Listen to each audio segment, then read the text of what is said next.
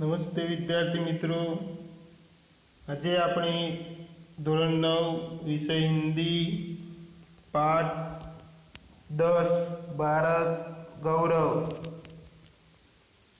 भारत गौरव के लेखक का नाम है मैथिली शरण गुप्त। तो मैथिली शरण गुप्त का जन्म सन 1886, निधन सन 1964। तो मैथिली शरण गुप्त का जन्म झांसी जिले के ची गांव में हुआ था। बाल्यावस्था से ही कविता में इनकी रुचि थी। इनकी पारिवारिक रचनाएं हिंदी की पत्रिका सरस्वती में प्रकाशित हुई। महावीर प्रसाद त्रिवेदी के प्रोत्साहन ने इनके कवि व्यक्तित्व का परिष्कार कर दिया। राम भक्ति में सराबोर पारिवारिक संस्कारों ने इन्हें राम काव्य लिखने के लिए प्रोत्साहित किया और तत्कालीन राष्ट्रीय परिस्थितियों से प्रभावित होकर इनकी कविताओं में राष्ट्रीय चेतना और स्वदेश गौरव की गूंज सुनाई देने लगी। इसी कारण ये राष्ट्र कवि के संबोधन से प्रसिद्ध हुए। भारत भारती, सांकेत, पंचवटी, यशोधरा, विष्णुप्रिया आदि इनकी प्रमुख रचनाएं हैं। हिंदी साहित्य एवं शिक्षा के क्षेत्र में अनुपम योगदान के कारण इन्हें 1954 में पद्म भूषण की उपाधि से अलंकृत किया गया था तथा राज्यसभा का सदस्य मनोनीत किया गया। प्रस्तुत काव्य भारत भारती से लिया गया है, जिसमें 3 खंड में देश का अतीत, वर्तमान और भविष्य चित्रित है। गुप्त जी ने भारत के अतीत का गौरवशाली चित्र प्रस्तुत किया है और इन्हीं विशेषताओं के आधार पर उसे विश्व के सिरमौर पद पर प्रतिष्ठापित किया है।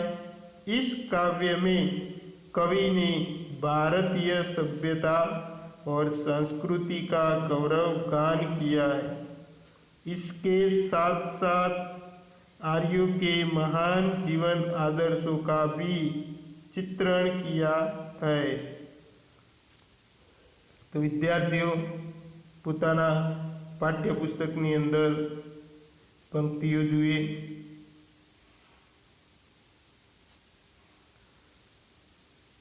भूलोक का गौरव, प्रकृति का पुण्य लीला स्थल कहाँ, फैला मनोहर गिरी हिमालय और गंगा जल कहाँ।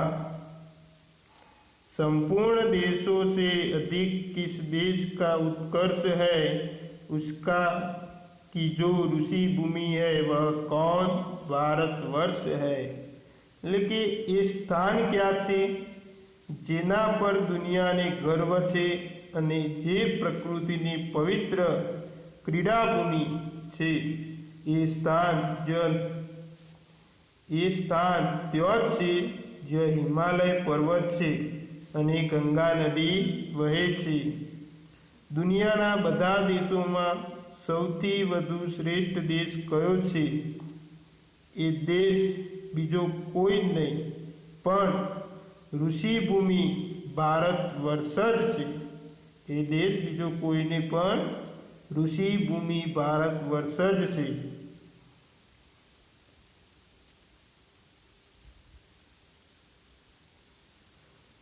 हाँ, वृद्ध भारतवर्ष ही संसार का सिरमौर है। ऐसा पुरातन देश कोई विश्व में क्या और है। भगवान की बहुभूतियों का यह प्रथम भंडार है। विधि ने किया नर सृष्टि का पहले यही विस्तार है। लेकिन हाँ, તે વૃદ્ધ ભારતવર્ષ દુનિયાના બધા દેશોમાં શ્રેષ્ઠ દેશ છે. પ્રાચીન દેશોમાં તેની સરખામણીનો બીજો કોઈ દેશ નથી. ભગવાને દુનિયામાં વૈભવના જે સૌથી પહેલા સાધનો બનાવ્યા તેમનો ભંડાર પહેલા આ દેશમાં થયો. બ્રહ્માએ માનવ સૃષ્ટિનો વિસ્તાર અહીંથી જ કર્યો છે. બ્રહ્માએ માનવ સૃષ્ટિનો વિસ્તાર અહીંથી જ કર્યો છે. હવે વિદ્યાર્થીઓ ત્રીજા નંબરમાં જોઈએ तो यह पुण्य भूमि प्रसिद्ध है, इसके निवासी आर्य है, विद्या कला कौशल सबके जो प्रथम आचार्य है. संतान उनकी आज यद्यपि हम अधोगति में पड़े, पर चिन्ह उनकी उच्चता के आज भी कुछ है खड़ी. तो विद्यार्थी જોઈએ હવે ભારત વર્ષની આ પવિત્ર ધરતી, ભારત વર્ષની આ પવિત્ર ધરતી સમગ્ર વિશ્વમાં પ્રસિદ્ધ છે. આ દેશના નિવાસીઓ આર્ય છે.